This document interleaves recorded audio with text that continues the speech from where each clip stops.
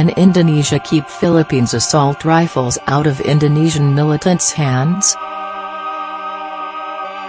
Suryadi Masud was allegedly scanning the news coverage of the 2016 terrorist attacks in downtown Jakarta when something in the video jumped out at him. The guns, the ones in the hands of the ISIS-linked terrorists attacking a Starbucks outside Jakarta's oldest mall, were smuggled into the country and sold by him. Those attacks were reportedly a turning point for Suryadi, a man who saw the Sana attacks as a complete failure. He would redouble his efforts and train the next batch of militants how to use their guns so the body count would be higher. He just needed some more guns.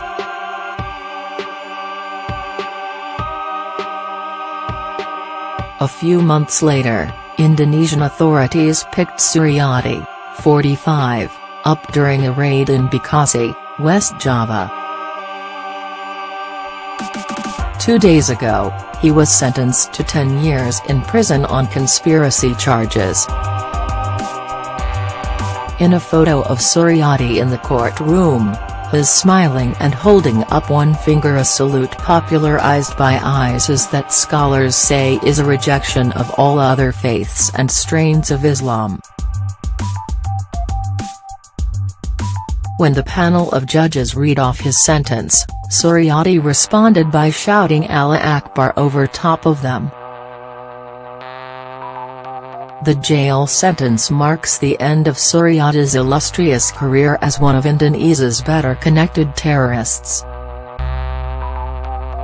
He was a regular fixture in the southern Philippines, where he previously fought alongside the Moro Islamic Liberation Front, MILF, and had even shown up in southern Thailand, the site of another homegrown Islamic insurgency.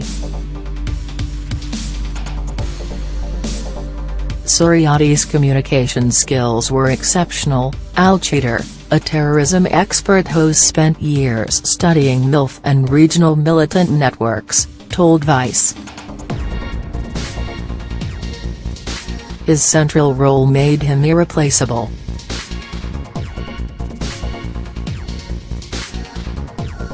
But is it enough to cripple Indonesia's new network of ISIS-linked terrorist cells? Before his arrest, Suryadi and his small crew of militants were planning to relocate their terrorist training camp from the restive forests of Poso, central Sulawesi, to Halmahera, out in eastern Indonesia.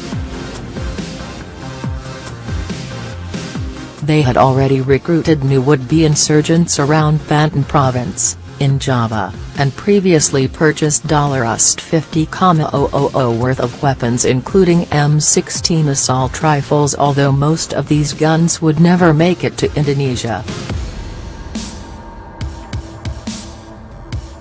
The Philippines is the source of most of Indonesia's illegal guns.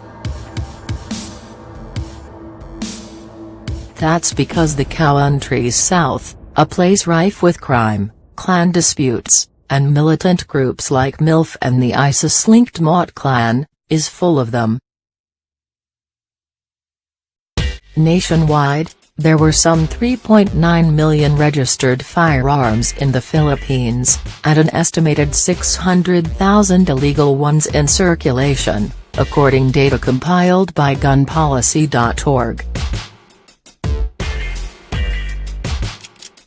And in Mindanao, centuries of conflict has given rise to a cottage gun manufacturing industry. These weapons, many of them homemade replicas of assault rifles like the M16 and AK-47, can sell for well below market price. That makes them affordable for cash-strapped insurgents as long as they can find a way to get them into Indonesia. Suryadi had established a network of smuggling routes, bribing customs officials in both the Philippines and Indonesia so he could sneak the firearms into the country inside boxes of tuna fish that would arrive at Bitung Port, in North Sulawesi. Other times he brought the guns to Tarakan, in East Kalimantan, or coastal villages in Sabah, on the Malaysian half of Borneo. And these were just some of the more than 300 ratlines used by smugglers in Indonesia, according to Joazua M. Yultawu, the Director General of Remote Areas Development.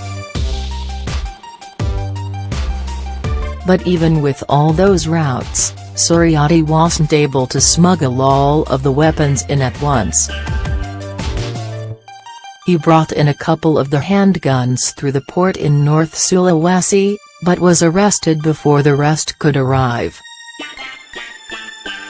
Now, with Suryadi behind bars, will the flow of illegal firearms stop? Unlikely. There is still an unknown amount of weapons left over from conflicts in places like Aceh. And with the violence in Poso just recently over, there are bound to be some assault rifles left in the hands of militants who are still at large. Meanwhile, the connections between Philippines and Indonesian militant groups remain strong. When the Mot clan rebels seized control of Marawi, there were plenty of Indonesians fighting alongside of them. And then there's Suryadi himself.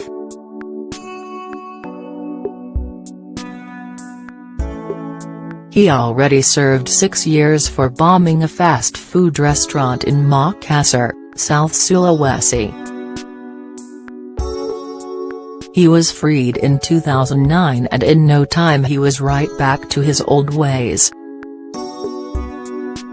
Indonesian prisons have a serious issue with radicalization, and judging by Suryadi's actions in court, the man shows no signs of turning his back on his efforts to fight a holy war in Southeast Asia.